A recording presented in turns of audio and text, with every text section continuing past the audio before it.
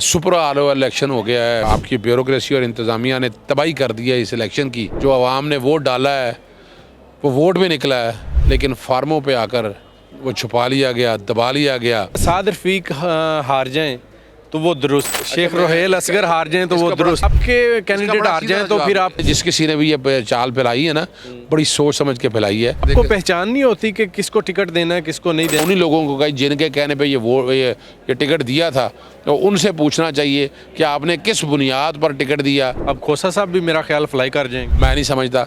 खोसा साहब ने बड़ी हिम्मत करके इलेक्शन लड़ा है। आपने क्या वापस लेने, आपको उन्होंने अहमियत ही नहीं दी। कि मेरा मकसद कोई इलेक्शन लड़ने का नहीं है। एमएनए बन के मैंने क्या करना है। पाकिस्तान खबर टीवी के वीडियोस देखने के लिए हमारा चैनल सब्सक्राइब करें और बेल आइकन पर क्लिक करें ताकि आप हमारी आने वाली वीडियोस देख सकें। देखते रहें पाकिस्तान खबर टीवी।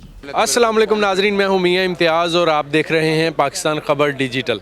नाजरीन, मेरे साथ अज़हर सदीक साहब मौजूद हैं, इनसे बात करते हैं और इलेक्शन की सूरत हाल जानते हैं। कैसा रहा इलेक्शन? इलेक्शन पोलिंग तो ठीक रही है।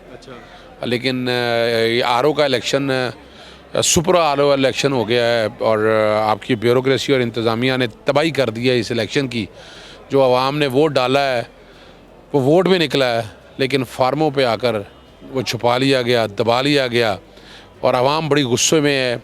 आवाम ने देखिए, आवाम एहतजाज के लिए निकली, लेकिन अपने वोट की ताकत के ज़रिए उन्होंने साबित कर दिया कि पाकिस्तान तहरीक इंसाफ के जो कैंडिडेट थे, अगर आप देखा जाए तो वो तो बाकायदा बगैर किसी बल्ले के थे, लेकिन उन्होंने तो कमाल कर दिया और बड़ी तादाद में जीत गए।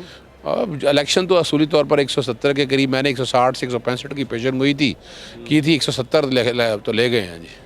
अज़हर साहब, अगर साद रफीक हार जाएं तो वो दुरुस्त, अगर शेख रोहेल असगर हार जाएं तो वो दुरुस्त, अगर आपके कैंडिडेट हार जाएं तो फिर आप क्यों? इसका बड़ा सीधा जवाब दे दूँ, शेख रोहेल आ रहा है ना, तो दूसरा कैंडिडेट कहाँ गया? वो उनकी गोद में चला बस आपको समझ आ जानी चाहिए, समझ आ जानी। जिस किसी ने भी ये चाल फैलाई है ना, बड़ी सोच समझ के फैलाई है कि यानी वो अपने बड़ी वर्किंग की हुई है उसके ऊपर, आवाम को बेवकूफ़ बनाने के लिए करते रहे। अगर आवाम वसीम कादर तो वैसे ही बुरा हाल देखेगा। अपना आर्टिकल 63 का इतलाक़ उस पर होना है, क्योंकि वो आज़ाद उम्मीदवार था नहीं। आज़ाद वो इलेक्शन लड़ा था, पीटीआई ने टिकट दिया था। अगर पीएमएल के वोट थे ना, वो तो शेख रोहिल असगर ने ले लिए। ये तो पीटीआई के वोट थे, तो पीटीआई के वोट में आपने हलफनामा भी तोड़ा है। हलफनामे में आपने डेक्लेरेशन दी थी, डेक्लेरेशन में बड़ा वाज़ेह तौर पर आपने कहा था पीटीआई के उम्मीदवार हैं। और अब अभी तो मुस्लिम लीग नून तो अभी ज्वाइन कर लेंगे, लेकिन आगे ज़रा जाकर आपको पहचान नहीं होती कि किसको टिकट देना है किसको नहीं देना। ये पार्टी को सोचना पड़ेगा। पार्टी के अंदर बैठे बहुत से लोगों को सोचना तो आप जैसे जो मतलब डाई हार्ट वर्कर हैं उनकी कोई खास अहमियत नहीं समझ। मेरी बात सुनेगा, मैंने जो कि पाकिस्तान से बाहर था, आपको कम से कम टिकट दे देते तो आप तो इस वक्त एमएनए कोई हो जाते। वो मुझे एमएनए का शौक नहीं है। एमएनए छोटी चीज़ है, जितना बैठ के यहाँ बाहर काम कर रहे हैं। ये जो कि पार्टी ने फैसला किया है, भुगतना उन्हीं लोगों को कहीं जिनके कहने पर ये टिकट दिया था, तो उनसे पूछना चाहिए कि आपने किस बुनियाद पर टिकट दिया।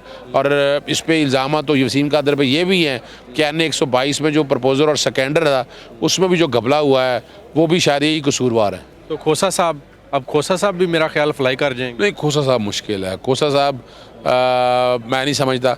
खोसा साहब ने बड़ी हिम्मत करके इलेक्शन लड़ा है और मैंने भी देखे, मैंने तो कागज़ वहाँ भी जमा कराए थे, इसीलिए वापस लिए थे कि खोसा साहब एक मजबूत कैंडिडेट हैं। आपने क्या वापस लेने, आपको उन्होंने अहमियत ही नहीं दी। नहीं, अहमियत का इशू नहीं है। मुझे पूछा गया था, लेकिन मैंने कहा नहीं ठीक है, खोसा साहब चाहते हैं वो एक तो बड़े हैं और दूसरा वो चाहती हैं तो इलेक्शन लड़ना चाहिए।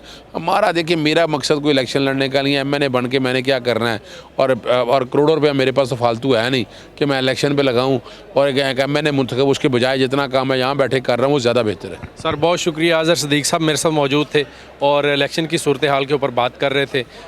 किसी और स्टोरी के साथ दोबारा आपकी खिदमत में हाजिर होंगे। अपने मेज़बान मियां इम्तियाज़ को इजाज़त दीजिए। अल्लाह ने के बाद।